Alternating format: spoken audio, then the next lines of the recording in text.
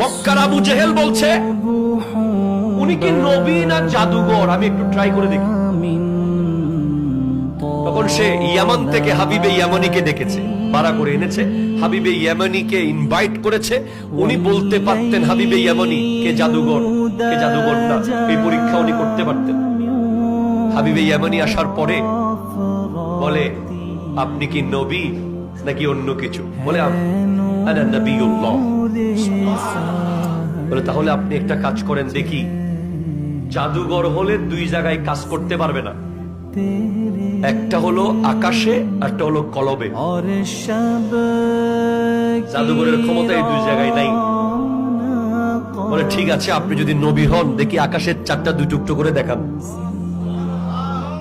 এই চাঁদটা কোন চাঁদ? যেটা আমার নবী ছোটবেলায় দোলনার মধ্যে শুয়ে শুয়ে খেলতেন।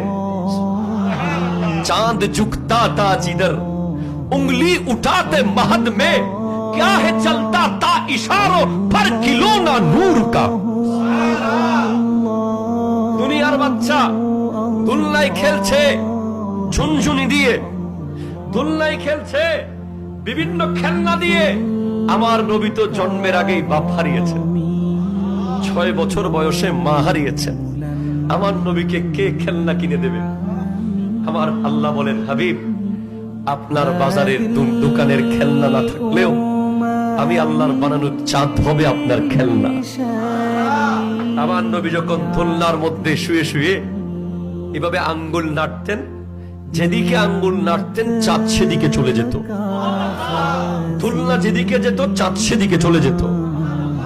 তো আমার নবী চাঁদের দিকে আঙ্গুল তুললেন। হাবিবে ইয়ামানি বলছে আকাশে আপনার ক্ষমতা দেখান, যদি আপনি নবী হন দেখি চাঁদ দুটুকরো করেন। ফাশাক্কাল কামার, আল্লাহু আকবার জোরে বলেন। চাঁদ দুটুকরো হয়ে গেছে। আমার নবীর মুজিজা শুধু চাঁদ না, কলবের ভেতরে চলছে। হাবিবে ইয়ামানি বলে আপনি যদি নবী হন আমার কলবে কি চলতেছে বলেন। বলে হাবিবে ইয়ামানি, তোমার বাড়িতে ইয়ামানে তোমার একটা মেয়ে আছে, যেই মেয়ে প্যারালাইজ, রোগী, অসুস্থ।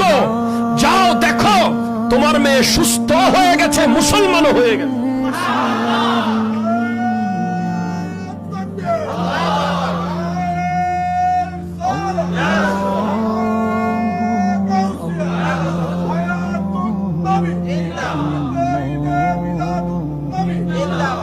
একটু চিৎকার দিয়ে বলেন না সুবহানাল্লাহ। হাবিবে ইয়ামানি আবু জেহেলকে বলে কথা পরে কমু, আগে যাই। যেই মেয়ে বিছানা থেকে উঠতে পারে না সেই মেয়ে কেমনে সুস্থ হইল দেখি।